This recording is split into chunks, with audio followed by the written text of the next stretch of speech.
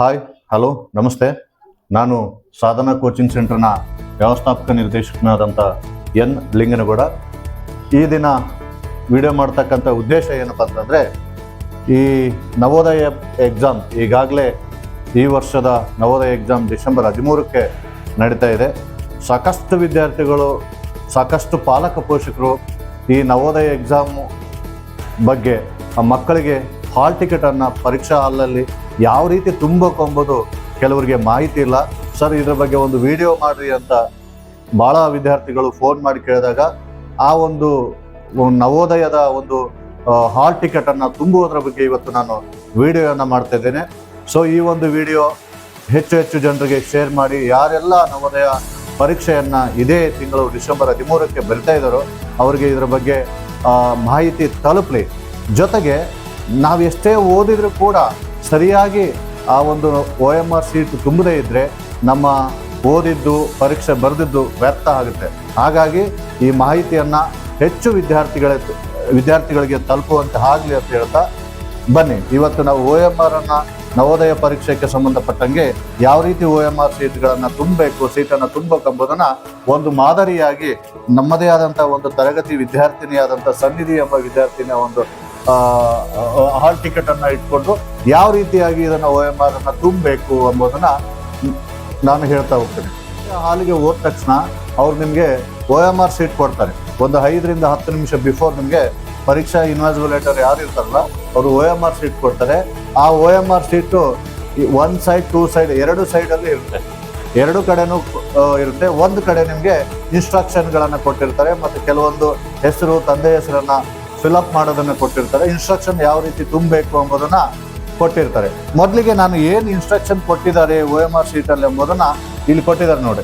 Instruction for marking response on 2 sides on sides 2 ಅಂತ ಕೊಟ್ಟಿದ್ದಾರೆ. ಮೊದಲ ಇನ್ಸ್ಟ್ರಕ್ಷನ್ ಏನಪ್ಪ ಅಂತಂದರೆ, use only blue or blue point pen to dark the appropriate circle. ಅಂದರೆ ನೀವು ಮೊದಲನೇದಾಗಿ ಪರೀಕ್ಷೆ ಬರೀತೀರಿ ಅಂದರೆ ನೀವು ಬ್ಲಾಕ್ ಆರ್ ಬ್ಲೂ ಪೆನ್ನನ್ನು ಯೂಸ್ ಮಾಡಿರಿ. ನಿಮ್ಗೇನು ಈ 2 ರೆಡ್ ಪೆನ್ ಯೂಸ್ ಮಾಡೋಂಗಿಲ್ಲ, ಗ್ರೀನ್ ಪೆನ್ ಯೂಸ್ ಮಾಡೋಂಗಿಲ್ಲ, ಬೇರೆ ಯಾವುದೇ ಕಲರ್ ಪೆನ್ಗಳನ್ನು ಯೂಸ್ ಮಾಡೋಂಗಿಲ್ಲ. ಬ್ಲಾಕ್ ಆರ್ ಬ್ಲೂ ಪೆನ್ನನ್ನು ಯೂಸ್ ಮಾಡ್ಬೋದು. ನೀವು ಬ್ಲಾಕ್ ಆರ್ ಬ್ಲೂ ಪೆನ್ ಆದರೂ ಯೂಸ್ ಮಾಡ್ತಕ್ಕಂಥದ್ದು ಮೊದಲ instruction. Please dark the complete circle. 2ನೇ ಪಾಯಿಂಟು ಏನು ಮಾಡಿದ್ದಾನೆ ಅವನು, please dark the complete circle. ಈ ಸರ್ಕಲ್ ಏನ್ ಕೊಟ್ಟಿದ್ದಾನಲ್ಲ ಆ ಸರ್ಕಲ್ ಅನ್ನ ಪೂರ್ತಿಯಾಗಿ ನೀವು ಏನ್ ಮಾಡ್ರಿ, ಡಾರ್ಕ್ ಮಾಡ್ರಿ, ತಿದ್ರಿ. ಸೊ 3ನೇ ಪಾಯಿಂಟ್ ಏನ್ ಕೊಟ್ಟಿದ್ದಾನೆ, so darken only 1 circle for the each question as shown below. ಅಂದ್ರೆ ಅವನೇನ್ ಕೊಟ್ಟಿದ್ದಾನಲ್ಲ ಇಲ್ಲಿ ಇನ್ಸ್ಟ್ರಕ್ಷನ್ ಎಲ್ಲ ಕೊಟ್ಬಿಟ್ಟಿದ್ದಾನೆ ಯಾವ ರೀತಿ ತಿದ್ದಬೇಕು ಎಂಬುದನ್ನ ಇಲ್ಲಿ ಕೊಟ್ಟಿದ್ರೆ ರಾಂಗ್. ಈ ಡಬಲ್ ಸೈಡ್ ಕೆಲವರು ವಿದ್ಯಾರ್ಥಿಗಳು 4 ಆಪ್ಷನ್ ಕೊಟ್ಟಿರ್ತಾರಲ್ಲ, ಈ ರೀತಿ ತಿದ್ದಿದಾಗ ಅದು ಡಬಲ್. ಒಂದೇ ಕ್ವಶನ್ಗೆ 2 ಒಂದೇ ಲೈನ್ ಅಲ್ಲಿ ತಿದ್ದಿದಾಗ ABCD ಅಂತ ಇರ್ತಲ್ವಾ, ಎಗೂ ತಿದ್ದಿರ್ತಾರೆ, ಡಿಗೂ ತಿದ್ದಿರ್ತಾರೆ. ಇದು ರಾಂಗ್ ಆಗುತ್ತೆ, ಈ ಕ್ವಶನ್ ರಾಂಗ್ ಆಗುತ್ತೆ. ಅದೇ ರೀತಿಯಲ್ಲಿ ಕೆಲವು ವಿದ್ಯಾರ್ಥಿಗಳು ಏನ್ ಮಾಡ್ತಾರೆ, 1ನೇದಕ್ಕೆ A ಆಪ್ಷನ್ಗೆ ಇಂಟು ಹಾಕ್ತಾರೆ, 4ನೇದಕ್ಕೆ ತಿದ್ದುತ್ತಾರೆ. ಇದು ಕೂಡ ಈ ರೀತಿ ಮೆಥಡ್ ರಾಂಗ್ ಆಗುತ್ತೆ. ಇನ್ನು 3ನೇದು ಏನಾಗುತ್ತೆ, ಮೊದಲೇ ಕ್ವಶನ್ಗೆ ಇಂಟು ಮಾರ್ಕ್ ಹಾಕ್ತಾರೆ, ನೆಕ್ಸ್ಟ್ 4ನೇ ಕ್ವಶನ್ಗೆ ಹಿಂಗೆ ರೈಟ್ ಮಾರ್ಕ್ ಹಾಕಿದಾಗ ಇದು ಕೂಡ ಏನಾಗುತ್ತೆ, ರಾಂಗ್ ಆಗುತ್ತೆ. ಸೊ ಇನ್ನು 4ನೇ ರೀತಿ ತಪ್ಪು ಯಾವ ರೀತಿ ಮಾಡ್ತಾರೆ ಅಂದ್ರೆ, ಒಂದು ಸರ್ಕಲ್ ಇದೆಯಲ್ಲ ಆ ಸರ್ಕಲ್ ಅರ್ಧಕ್ಕೆ ಮಾತ್ರ ತಿದ್ದಿರ್ತಾರೆ. ಈ ರೀತಿ ತಿದ್ದರೆ ಕೂಡ ಅದೇನಾಗುತ್ತೆ, ರಾಂಗ್ ಆಗುತ್ತೆ. ನಿಮ್ಮ OMR ಶೀಟ್ ತಿದ್ದಿದ್ದು ಕೂಡ ಪ್ರಯೋಜನಕ್ಕೆ ಬರೋದಿಲ್ಲ. ಹಾಗಾದ್ರೆ ಕರೆಕ್ಟ್ ಯಾವುದು ಸರ್ ಅಂತಂದ್ರೆ ಇಲ್ಲಿ ಕೊಟ್ಟಿದ್ದಾರೆ ನೋಡ್ರಿ. ಕರೆಕ್ಟ್ ಮೆಥಡ್ ABCD ಅಂತಂದ್ರೆ ಫುಲ್ ಆಗಿ ಅದು ಏನ್ ಮಾಡ್ಬೇಕು, ರೌಂಡ್ ಮಾರ್ಕ್ ಹಾಕ್ಬೇಕು. ಮತ್ತೆ ತಿದ್ದುತ್ತಾ ಈ ರೀತಿ ಮತ್ತೆ ಹಿಂಗ್ ಹೋಗಿ ಟಚ್ ಹಾಕೂಡುದು. ಸೊ ಪಕ್ಕದ ನಂಬರ್ಗೆ ಟಚ್ ಆದ್ರೂ ಕೂಡ ರಾಂಗ್ ಆಗುತ್ತೆ. ಈ ಇನ್ಸ್ಟ್ರಕ್ಷನ್ ಗಳನ್ನ ಬಹಳ ಕೇರ್ಫುಲ್ ಆಗಿ ಓದಿ ಈ ರೀತಿಯಾಗಿ ನೀವು ಸರ್ಕಲ್ ಮಾಡೋದನ್ನ ಕಲಿಬೇಕು. Next, no change the answer once marked is below. ಹೌದಾ? ಸೊ ಒಂದ್ಸರಿ ನೀವು ಮಾರ್ಕ್ ಮಾಡಿದ ನಂತರ ಅದನ್ನ ಚೇಂಜ್ ಮಾಡಬಾರ್ದು. ಈ ರೀತಿ ಇನ್ಸ್ಟ್ರಕ್ಷನ್ ಗಳನ್ನ ಕೊಟ್ಟಿದ್ದಾನೆ. ಇದನ್ನ ಬಹಳ ಗಮನ ಕೊಟ್ಟು ಓದ್ಕೋಬೇಕು. ಸುಮಾರು 7 ಇನ್ಸ್ಟ್ರಕ್ಷನ್ ಗಳನ್ನು ಕೊಟ್ಟಿರ್ತಾನೆ. ಸೊ ನಾನು ಕೆಲವು ಮೇನ್ ಇನ್ಸ್ಟ್ರಕ್ಷನ್ ಅಂದ್ರೆ ಈ ಬಾಕ್ಸ್ ಅಲ್ಲಿ ಇರ್ತಕ್ಕಂಥದ್ದು ನೀವು ನೋಡಿಬಿಟ್ರೆ ಆಯ್ತು, ಈ ರೀತಿಯಾಗಿ ತಿದ್ದಬೇಕಾಗುತ್ತೆ. ಇನ್ನು ಒಂದು ಶಾಂಪಲ್ ಆಗಿ ನಾವು ನಮ್ಮ ವಿದ್ಯಾರ್ಥಿನಿ ಆದಂತ ಸನ್ನಿಧಿಯ ಒಂದು ವಿದ್ಯಾರ್ಥಿನಿ, ಈ ವಿದ್ಯಾರ್ಥಿನಿಯ ಒಂದು ಹಾಲ್ ಟಿಕೆಟ್ ಅನ್ನ ನಾವು ಏನ್ ಮಾಡೋಣ, ತುಂಬ್ತಾ ಹೋಗೋಣ. ಮೊದಲನೇದಾಗಿ ಇಲ್ಲೇನು ರೋಲ್ ನಂಬರ್, ಈ ಯಾವ ಸ್ಟೂಡೆಂಟ್ಸ್ ಇರ್ತಾರಲ್ಲ, so fill in the following entire with the blue or black ball point pen only. So blue or black point pen ಅನ್ನ ಯೂಸ್ ಮಾಡ್ಬೇಕಂತ ಕೊಟ್ಟಿದ್ದೇನೆ. ಮೊದಲನೇದಾಗಿ ರೋಲ್ ನಂಬರ್ ಅನ್ನ ಕೊಟ್ಟಿದ್ದಾನೆ. ಈ ರೋಲ್ ನಂಬರ್ ಎಷ್ಟಿದಾವೆ?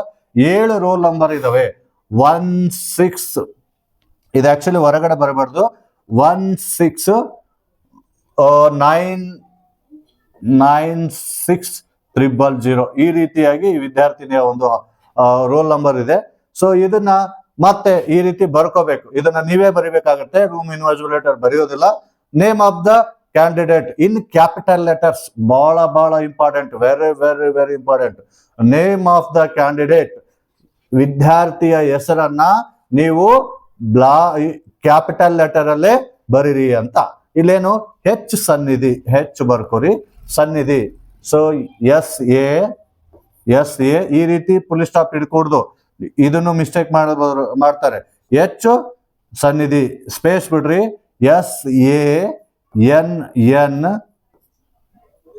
SANNIDHI ಎಚ್ ಸನ್ನಿಧಿ. ಈ ರೀತಿಯಾಗಿ ಈ ಬಾಕ್ಸ್ ಒಳಗಡೆನೆ ಆ ವಿದ್ಯಾರ್ಥಿ ಹೆಸರು ಬರ್ಬೋದು. ಸರ್ ನಮ್ಮ ಹೆಸರು ದೊಡ್ಡದಿದೆ ಸರ್, ರಂಗಪ್ಪ ಮಾಳಪ್ಪ, ಯಾವುದೋ ಒಂದು ರಂಗಪ್ಪ ಮಾಳಪ್ಪ ಸಿರುಗುಪ್ಪ, ಈ ರೀತಿ ಅಡ್ಡ ಹೆಸರುಗಳು ಇದೆ.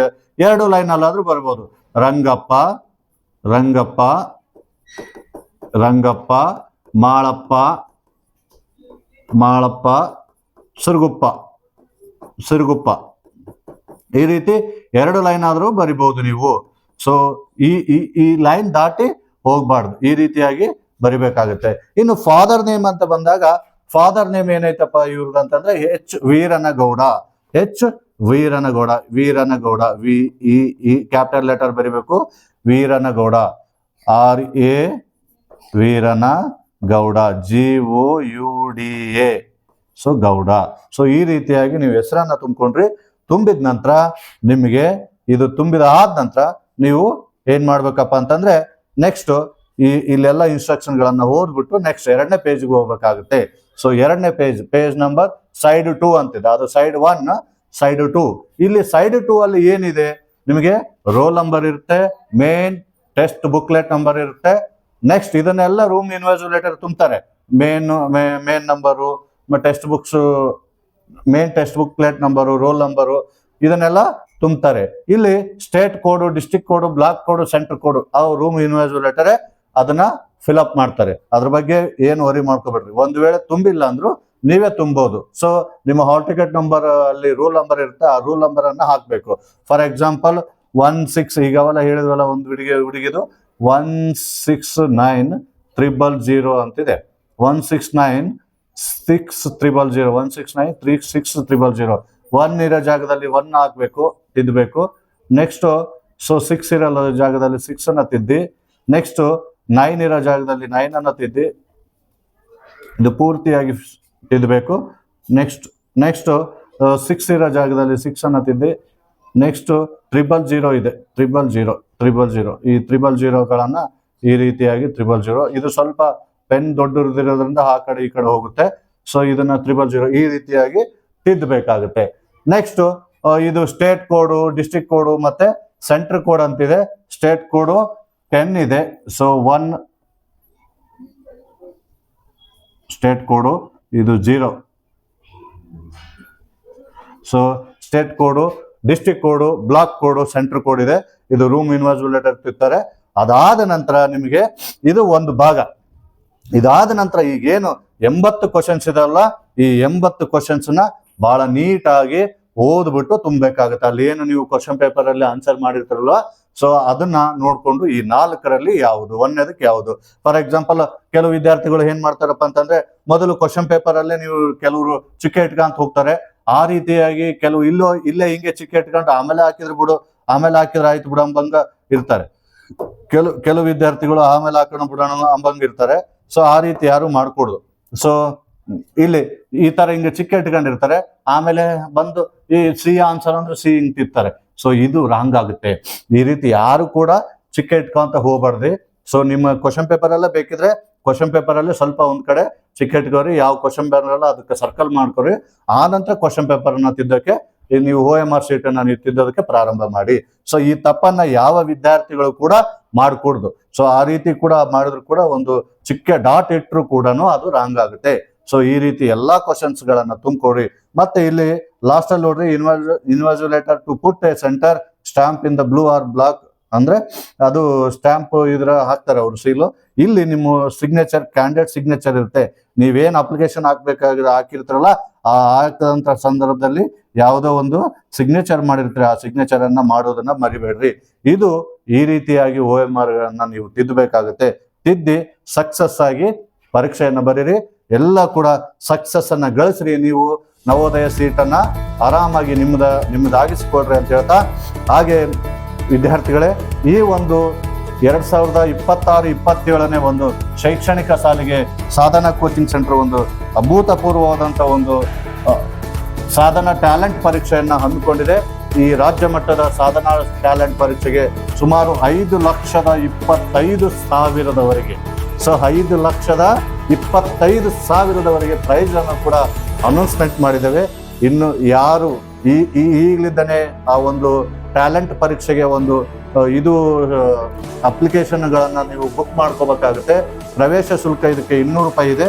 ಸೊ ಇದು ಮಾರ್ಚ್ 15ನೇ ತಾರೀಕು ನಡೆಯುತ್ತೆ. ಸೊ ನೀವು ಆದಷ್ಟು ಬೇಗನೆ ನಿಮ್ಮ ಒಂದು ವಿದ್ಯಾರ್ಥಿ 3 ಮತ್ತು 4ನೇ ಕ್ಲಾಸ್ ಓದ್ತಾ ಇದ್ರೆ, ಪ್ರಸ್ತುತ 3 ಮತ್ತು 4ನೇ ತರಗತಿ ಅಭ್ಯಾಸ ಮಾಡ್ತಾ ಇದ್ರೆ, ಅಂತಹ ವಿದ್ಯಾರ್ಥಿಗಳು ನೀವು ಈ ಒಂದು ನಮ್ಮ ಲಿಂಕ್ ಬರುತ್ತೆ, ಆ ಲಿಂಕ್ಗೆ ಆ ಒಂದು ಗೂಗಲ್ ಸೀಟಲ್ಲಿ ನಿಮ್ಮ ಹೆಸರುಗಳನ್ನ 3 ಮತ್ತು 4ನೇ ತರಗತಿ ಓದ್ತಕ್ಕಂಥ ವಿದ್ಯಾರ್ಥಿ ಹೆಸರನ್ನ ನೋಂದಾವಣೆ ಮಾಡ್ರಿ ಅಂತ ಹೇಳ್ತಾ ಧನ್ಯವಾದಗಳನ್ನು ಅರ್ಪಿಸ್ತೇನೆ. ಜೈ ಹಿಂದ್, ಜೈ ಕರ್ನಾಟಕ.